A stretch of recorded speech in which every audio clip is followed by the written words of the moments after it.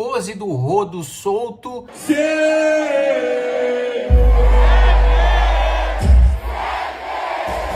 E Léo Lins preso. Aqui, ó. Tu é fiscal do Detran? Irmão, faz uma rotatória aqui, vamos lá. Tirou onda, velho! Aí, ó! Porra, cara! Tirou onda, vou dar um presente pra ele depois. Tu calça quanto? Aro 18? Não sei.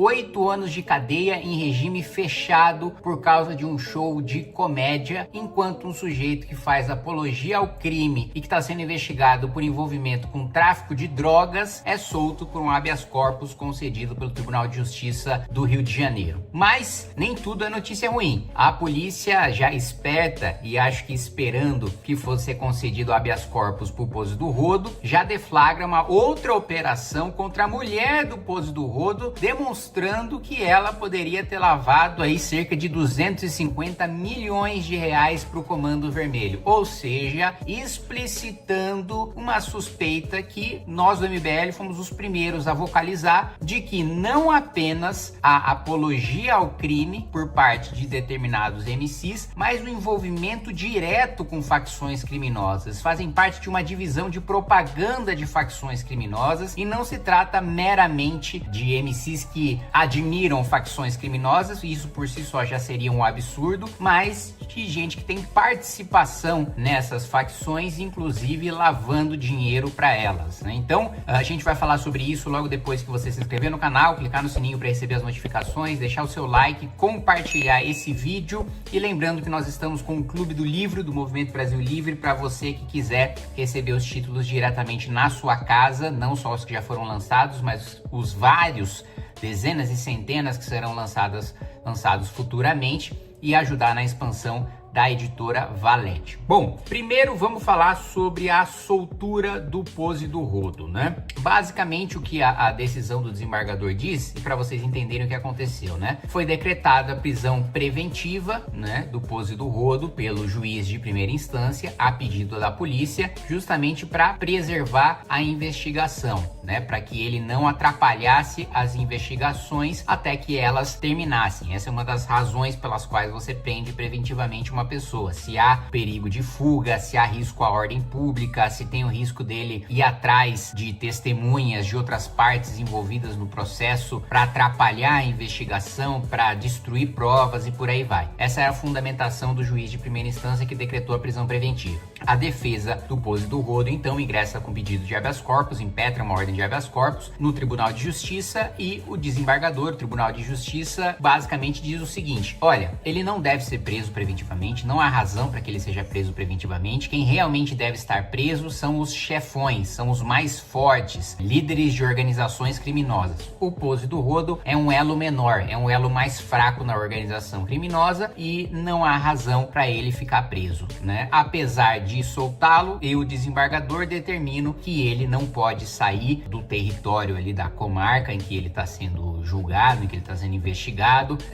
Apreensão de passaporte, ele está proibido de entrar em contato com outras partes ou testemunhas ou qualquer pessoa que esteja envolvida no processo. Mas aí eu digo o seguinte, né? A polícia foi muito sagaz, foi muito perspicaz, foi muito esperta em já deflagrar, logo após a prisão do Pose do Rodo, outra operação. E aliás, eu desconfio que a prisão preventiva dele tenha sido justamente um instrumento para garantir que essa outra fase da operação pudesse acontecer tranquilamente, que é a seguinte: mulher de Pose do Rodo é alvo de operação contra a lavagem de dinheiro da cúpula do Comando Vermelho. Engrenagem da qual Vivi Noronha é suspeita de participar movimentou 250 milhões de reais. O Conselho de Controle de Atividades Financeiras, COAF, identificou depósitos nas contas pessoal e empresarial de Vivi, oriundos de supostos laranjas de professor, fornecedor de armas do Comando Vermelho, que morreu no domingo. A polícia afirma que essa engrenagem movimentou 250 milhões. Policiais civis das delegacias de roubo e furtos e de repressão a entorpecentes, além do Departamento Geral de Combate à Corrupção, ao Crime Organizado e à Lavagem de Dinheiro, foram cumprir mandados de busca em endereços no Rio de Janeiro e em São Paulo. A Justiça também expediu ordens de bloqueio e indisponibilidade de bens e valores de 35 contas bancárias, né? Ou seja, já na expectativa, a polícia no planejamento da sua operação, já prevendo, antevendo as críticas, né, à prisão preventiva do Poço do Rodo. Eles já sabiam que gente como Thalíria Petroni, né, psolistas, petistas, outros MCs, artistas, sairiam em defesa do Poço do Rodo, dizendo, olha, ele não tem envolvimento com o crime organizado, ele tá cantando a realidade da favela, bababá, né, aquela balela que, mesmo que não houvesse comprovação do envolvimento mais direto do Poço do Rodo com tráfico ou com lavagem de dinheiro, só o fato dele cantar o hino do Comando Vermelho, com claramente criminosos abertamente mostrando fuzis na plateia,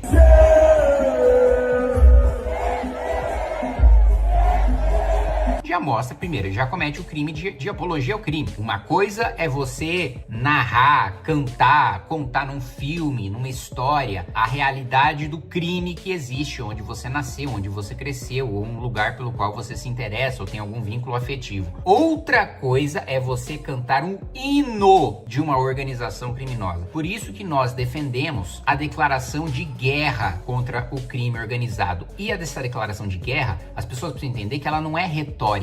A gente não tá falando de, não, vamos endurecer o combate ao crime organizado com base na legislação, na organização policial e de Ministério Público que a gente tem hoje. Não. O que nós estamos falando de declaração de guerra é como se literalmente houvesse um país estrangeiro invadindo o Brasil e tomando seus territórios. Em caso de invasão estrangeira, o soldado estrangeiro não é titular, não é digno de direitos e garantias fundamentais da Constituição como um cidadão brasileiro. E por que tratar organizações criminosas como um invasor estrangeiro? Porque as organizações criminosas dominam nossos territórios, basta ver, a maior parte do território do Rio de Janeiro está dominado por facções criminosas. Isso também tem ganhado muita força, né, na Paraíba, no Ceará. Outras organizações criminosas têm tomado muito território, né? Não à toa tem sido chamado por parlamentares ali do Nordeste de novo cangaço. Então eles dominam territórios, eles monopolizam os serviços públicos, né? Então todo o serviço de saúde, de assistência social, de educação fica sob a tutela deles, ou seja, é de fato um estado paralelo. Eles possuem milícias, exércitos próprios, possuem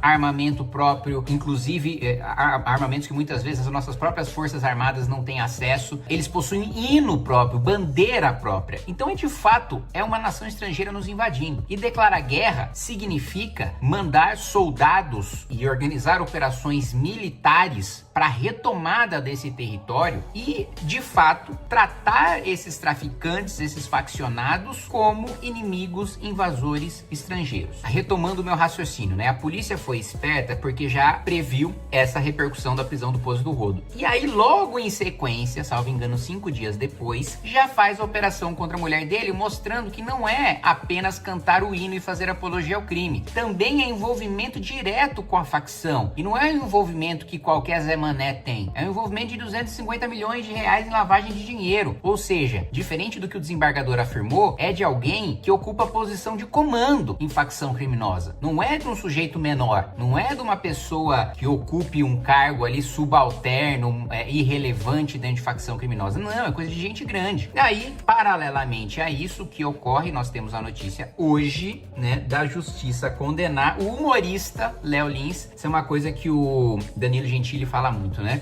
Nós somos o país em que a política é levada como piada e os humoristas são levados a sério. Veja só, 8 anos e 3 meses de cadeia em regime fechado sob a acusação de ter feito, aspas, discursos preconceituosos contra diversos grupos minoritários e uma multa equivalente a mais de R$1.500.000 mais uma indenização de R$300.000. Então assim, vamos lá, gente. Por que as piadas de humor negro do Léo Lins sempre tiveram respaldo legal e não são manifestações de preconceito e discriminatórias? Por uma questão simples, elementar do direito penal, que é o dolo, a intenção de cometer aquele crime, a intenção de violar aquele bem jurídico tutelado pelo tipo penal, ou seja, o crime existe para proteger a sociedade de uma conduta que viola um direito. Então, por que existe o crime de homicídio? Para proteger a sociedade, o direito à vida da sociedade. Por que existe o crime de roubo, de furto? Para defender o direito à propriedade, né, da população. Por que existe o crime de discriminação, de racismo? Para proteger pessoas de todos os tipos de serem perseguidas, de não poder ter um emprego por causa da sua condição, de não poder entrar num restaurante por causa da sua religião, da sua cor, da sua etnia. É você proteger a dignidade dessas pessoas.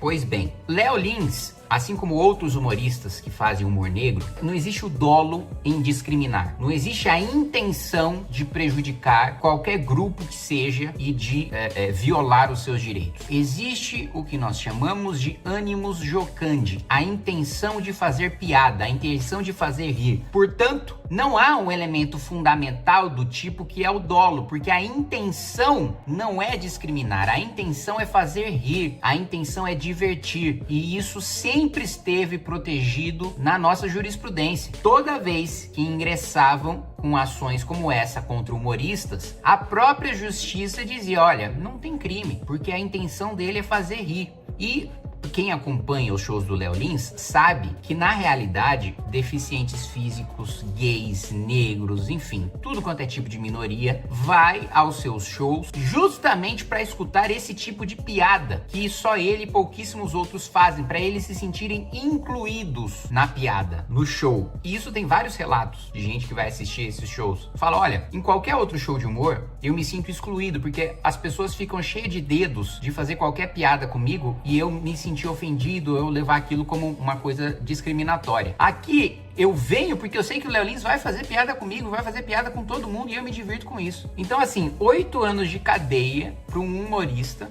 enquanto você tem a soltura de um sujeito que faz apologia ao crime organizado, tem envolvimento com tráfico de drogas e lavagem de dinheiro. Enquanto você tem absolutamente todos os corruptos presos na Lava Jato soltos, um humorista como o Léo Lins vai preso quando a única intenção dele é fazer rir e incluir pessoas que geralmente não são incluídas em shows de humor. E veja, ele não sai atrás de pessoas, de minorias, perseguindo essas pessoas e fazendo piadas com o intuito de humilhar quem não quer escutar a sua piada. O Léo Lins não vai atrás das pessoas para elas ouvirem a piada dele. As pessoas vão até o Léo Lins para escutar as suas piadas. Quem não quer escutar a piada do Léo Lins, troca de canal, não assiste o vídeo no YouTube, não vai ao seu show, pronto. Não sofre prejuízo algum, não sente-se ofendido, quem não assiste não tem justificativa. Mas enfim, ainda como foi uma decisão de primeira instância, ainda cabe recurso à segunda instância, ainda cabe ao Superior Tribunal de Justiça, ainda cabe ao Supremo Tribunal Federal. Espero, e até me coloco à disposição aqui do Léo Lins para qualquer